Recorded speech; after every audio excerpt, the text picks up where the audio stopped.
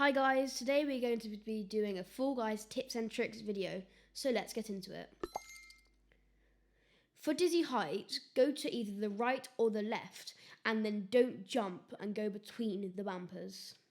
If you go in the middle, it'll take more time. For this next bit, if you dive at the precise time to the left or right of the balls, like this, you can skip a section. For this bit, just go with the flow of the dizzying circles and go to the right because it is quicker. For the ramp, remember, jump and dive, otherwise you could fall. For this last bit, look up the ramp to see where the balls are coming from so you don't get hit. For DoorDash, you can see which one is smaller at the last three, and for me, it was the right one, which means that I have to go to my left if I'm at the front. For this first bit, you can see the smaller triangles are the correct one. So like I can see it's going to be this left one. And there we go. And then again, from earlier, it's the left one.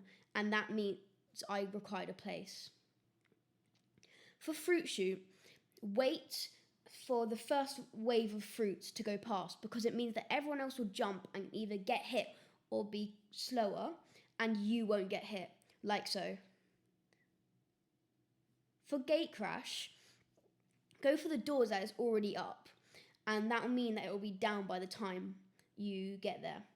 Apart from that bit where you have to go to the middle too, not the sides. For this bit, if you switch, you're not going to qualify. Go for the one that is going up or just got up for the ramp. For hit parade, this start bit is quite hard to do. And you have to really aim for the center of the cylinder.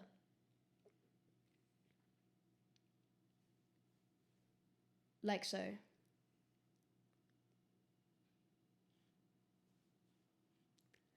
So you can see that I'm aiming for the center of the cylinder. And you might fall, but if you aimed, as you can see, for the center, it should be all fine. For this bit, just carry on going with the squad. And with this bit, if you look for which side the bulldozer are going from, which is the side you can be hit by, then go there. Go to the side because the donuts won't reach that side. For seesaw, if you just be patient with waiting for the seesaws to come down to your side, and then also whenever the seesaw is going down, always dive onto it because it means you have a better chance at getting up. For slime climb, this is a complex level and this can get a lot of people out, so I'm going to talk to you guys all the way through it.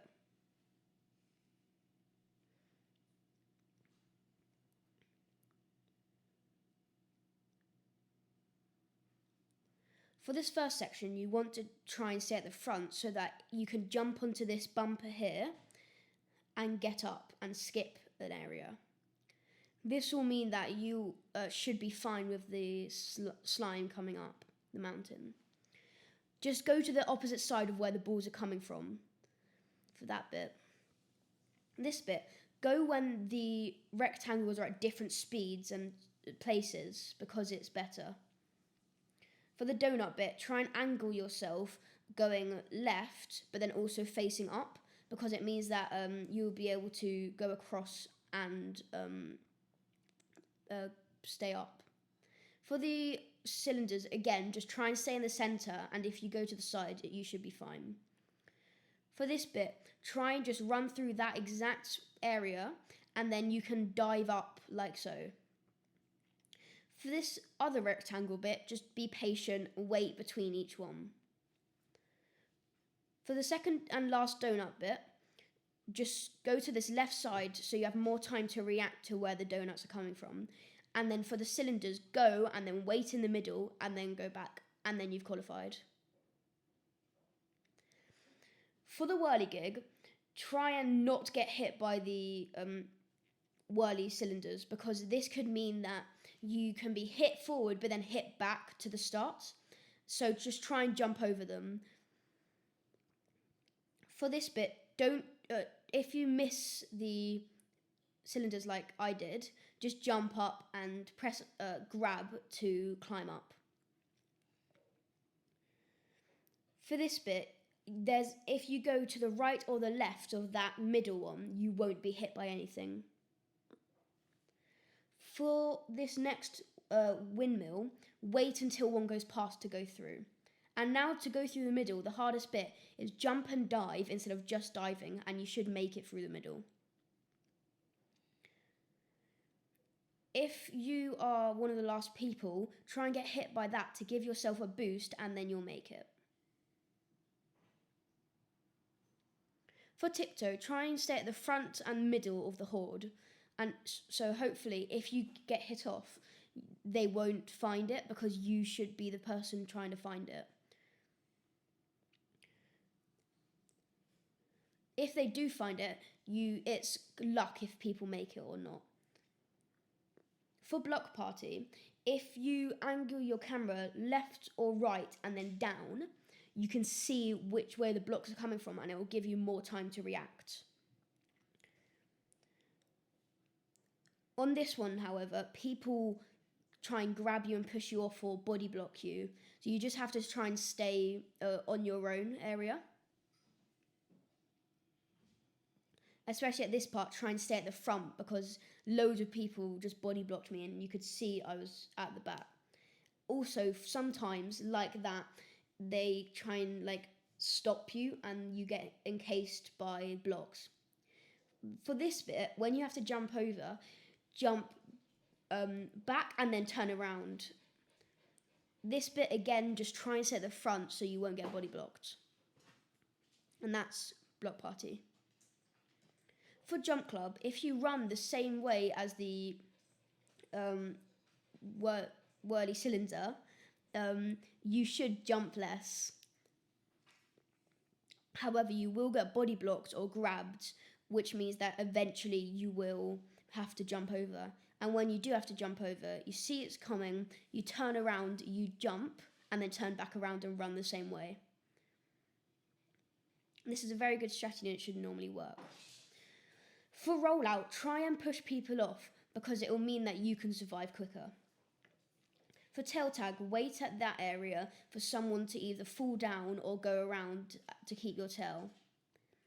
For perfect match, try and get a system like cherry, orange, grape, and then keep that system. Don't rely on others because they could be wrong.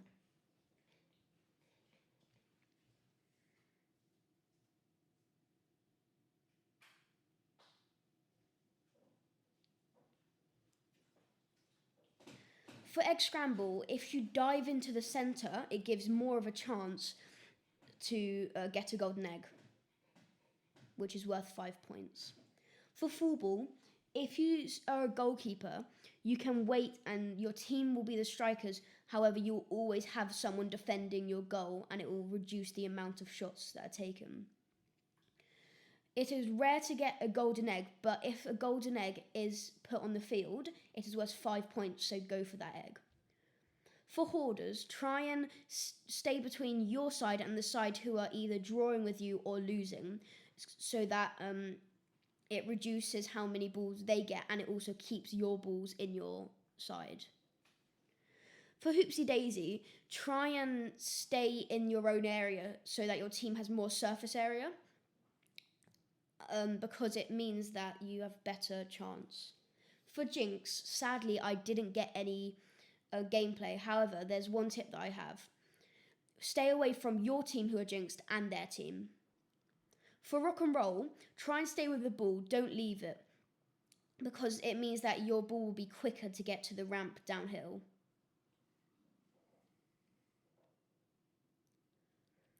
For Team Tail Tag, wait at this area for someone to come past with a tail, and this means that you will have a better chance to grab a tail from someone else. For Full Mountain, angle your camera to be looking up and see which ways the balls are coming from. You can use the structures to your advantage to skip being hit by the balls. For Hexagon, try and run people out until you know you have your own little area, like so, and this means that you'll be able to survive longer. You should also want to try and know where you're going to be falling on Hexagon, because it's better to have more areas from falling than falling few rows. For Jump Showdown, what I like to do is I like to wait until there are two platforms left and then hold people who are in front of me, because it means that I have a better chance at surviving.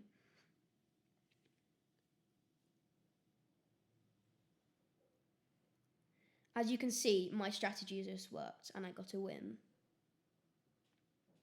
For Royal Fumble, if you have the tail, try and use the structures to your advantage. And then if you don't have the tail, also try and block people off and get the tail back and cut them. So you skip a bit, and then you have to use the structures to your advantage again.